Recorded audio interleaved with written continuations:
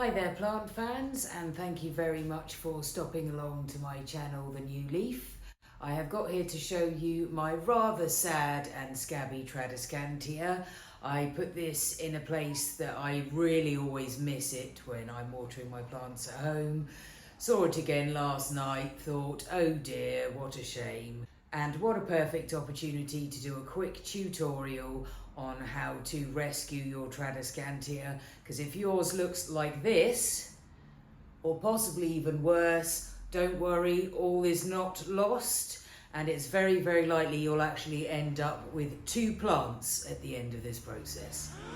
So I'm going to go through what I would do to rescue this pot of Tradescantia. Hasn't got any pests or anything like that. It's just purely through lack of watering that has got into this state. So you can see it's a little bit bald and it's got some brown shriveled leaves and some discoloration as well. So what we're going to do is start again with this pot, and then we're going to actually leave the original pot as it is. Because of the nature of Tradescantias and how they grow, it will actually all re-sprout. So that's really good news. I collect Tradescantia, so I've got about 45 varieties at home. I did have near 60, but I lost quite a few last year due to the dreaded thrips, which really love Tradescantia, unfortunately. Lots of my customers ask how it's possible to get their plant looking full and vigorous again when it's got to this state. As a lot of you know, a pot of Tradescantia is usually made up of many cuttings, or at least several, and then it's common practice to propagate the stems and stuff them back in the pot to give yourself a nice big lush plant. But of course, if you don't have the time to do that, or frankly the inclination, then you might have something that looks a bit like this after a while, especially if you haven't watered it very much like me. So a little bit about these guys and how they grow in the wild. They are actually a ground cover type plant. So you would find these growing in a much hotter climate than ours, and they would actually be creeping and scrambling along the ground. And what they do is basically at each point where you see a leaf, there's a node, and when that node makes contact with the ground, they will root all the way along the stem, and in that way they spread themselves around and they're constantly throwing out new growth. So where the original root ball of the plant is, who knows, even if there is one anymore. They are very vigorous in the wild. They can cover absolutely enormous areas quite quickly, and in a lot of parts of the world they're actually known to be quite invasive. If you're in the UK and you're a fan of going to see some nice botanical gardens, then I know places like Kew's Glasshouse and also the Eden Project in Cornwall. They have some beautiful examples of Tradescantia behaving exactly as they would in the wild. So that's a little bit of information. You can see why they're not really built to be in a little tiny pot like this, stems all hanging down. It's easy to understand why they may get a bit grumpy. So let's get on with the tutorial. We're going to get chopping. It might look a bit brutal to some of you who've not done this sort of thing before, but I promise you brutality is the way. Right, so let's get on with it. So this is our scabby trad.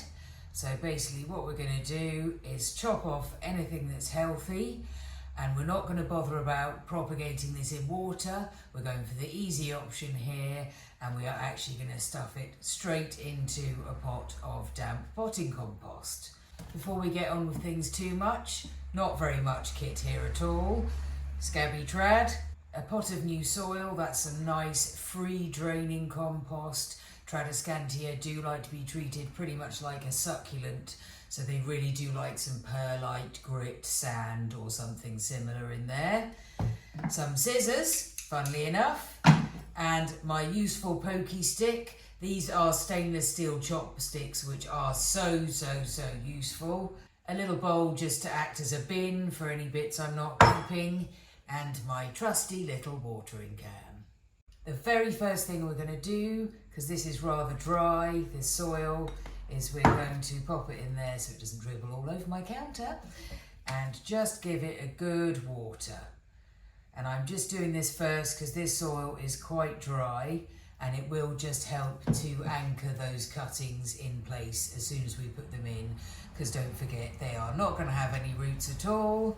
So give that a good little water and we'll just let that soak in for a minute. Right, now that that's all soaked in, it's going to be time to get chopping. So 2 ways of doing this. Do whatever feels natural and is easier for you. Chop everything off, then start stuffing it in the soil, or chop and stuff, do it one at a time, literally whatever suits you. So we'll start with these nice long bits here. So hopefully you're all very aware of propping Tradescantias by now. You need to cut between a set of these 2 nodes. So hopefully you can see that there. I'm going to go back quite a long way with this one, right back to the soil. So there's that. So what we're going to do is just remove those top few little wispy leaves there, and what we've done is exposed these nodes so we can put that right down, and that will give it 3 or 4 places where that can actually root from. So first one down, let's do a couple more. So you can see the top of that one is very, very bald, so we're not going to keep any of that, and that leaves quite yellow. We'll take that off. So we just want to get rid of anything that's not looking too healthy and might struggle a bit to root. So we've taken off that bald bit there. So there's another one. Another long one there. So again, right back to the top there near the pot.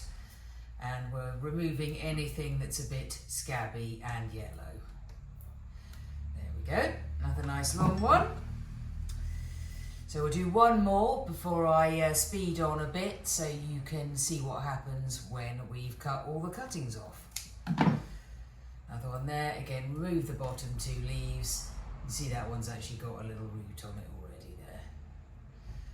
Right, so I'm just going to get on with cutting all the decent healthy material off. I will speed things up a bit so you're not sitting there twiddling your thumbs for too long, and I'll check back with you in just a minute.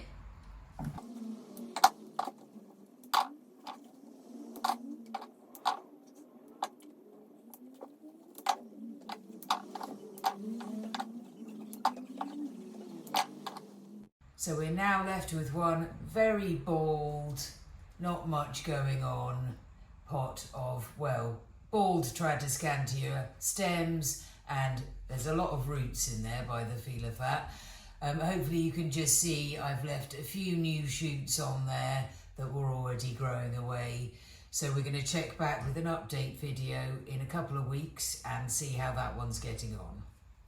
So as well as our ex-scabby trad, we now have got a lot of very nice, not at all scabby cuttings that we can propagate. So I've got quite a lot of variance here, from quite long to quite diddy small. And not to worry if you've got some cuttings that are really small like this, as long as you've got a bald node or 2 at the bottom, that will still root for you, especially in damp soil, and then you don't have to worry about the leaves rotting in water or anything like that. So what we're now going to do is get on with putting them in our prepared pot of compost. So let's get on with doing that. It looks like we've got quite a few cuttings in here. I'm not sure they're all going to go in, but I do like a really nice full plant. I can't be dealing with loads of empty soil everywhere, especially with Tradescantia. So we're going to get on with that now.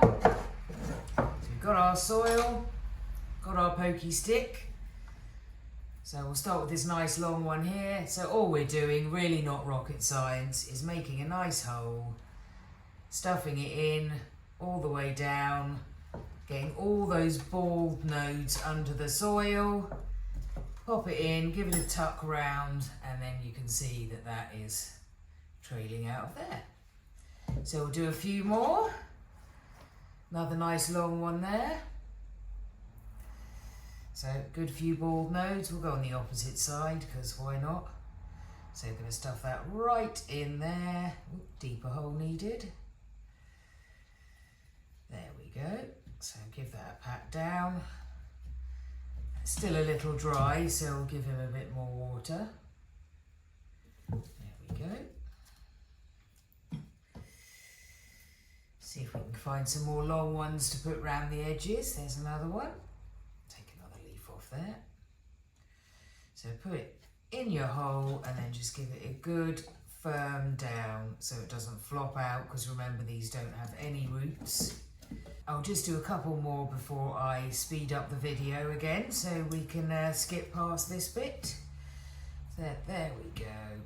So what I tend to do with Tradescantia, because obviously they are trailing plants, is I'll put the longer pieces around the outside and then I'll put the shorter pieces in the middle, just to create a bit of height as well and to create a nice full looking pot.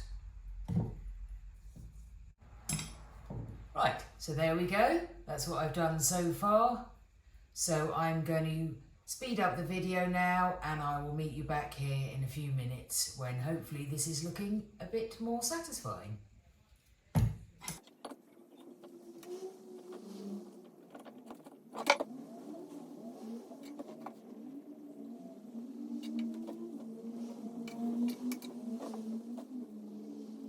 So I've now finished putting all the unrooted cuttings from Scabby Trad back into this pot, and I think you will agree that that is looking 100 million times better and healthier. So as I mentioned before about how they grow in the wild, these will root extremely quickly in this soil. Make sure you keep it on the damp side. Tradescantia don't like to be too wet. They get really stroppy if the soil is too soggy, but just slightly damper than usual because they don't have any roots. And when they've properly rooted, you'll find that you can cut back dramatically on the water again. If you remember from my other videos, you can really let these guys almost completely dry out before you water them again. So that is looking rather lovely, I think you'll agree. This is one of my favourite Tradescantias.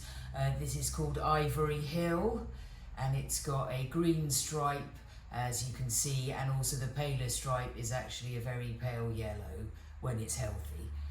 Just to explain a little bit more about why we're keeping this bald pot.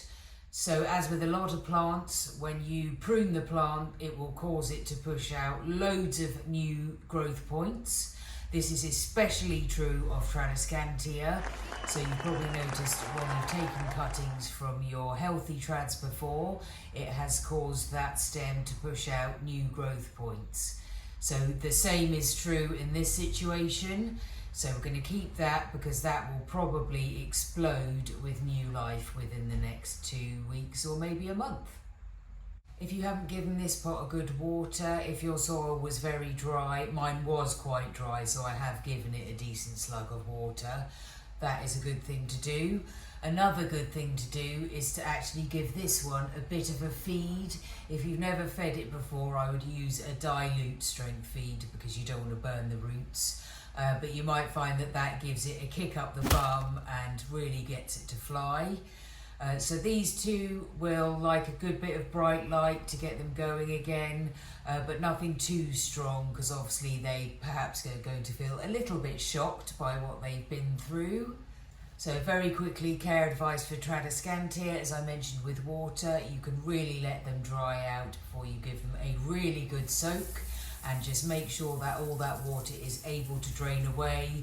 So obviously, nursery pot with drainage holes inside your pretty pot is very, very important indeed. They can take a good bit of bright direct light, not too much perhaps during the strongest part of the day.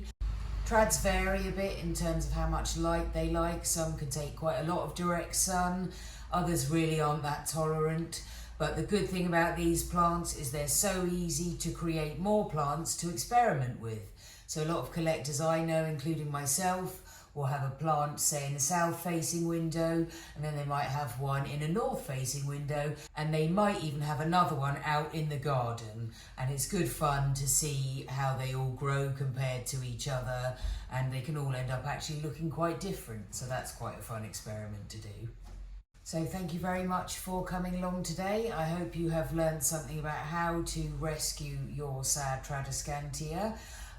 As I said, by the nature of these plants, it's almost certainly nothing that you have done wrong. It's just the way they grow. They really aren't meant to be stuffed in a little pot like this. but with constant refreshing and propagating, you can keep your pot looking really healthy. Obviously remove any nasty looking stems, and when it gets really long, you can take more cuttings, you can create an even bigger pot. Something also fun to do is actually creating what some people call a mixed salad pot. So actually combining a few different varieties in a pot to create a really nice colourful display. That is good fun, I do recommend doing that. Thanks very much for watching. Please do hit those like and subscribe buttons if you'd like to see some more from me, and please feel free to leave a comment discussing anything you saw in this video. I'd love to know about your experience with Tradescantia as well. Let me know which are your favourites or any bad experience as well. Maybe we can all share a bit of advice in the comments for each other. Bye bye.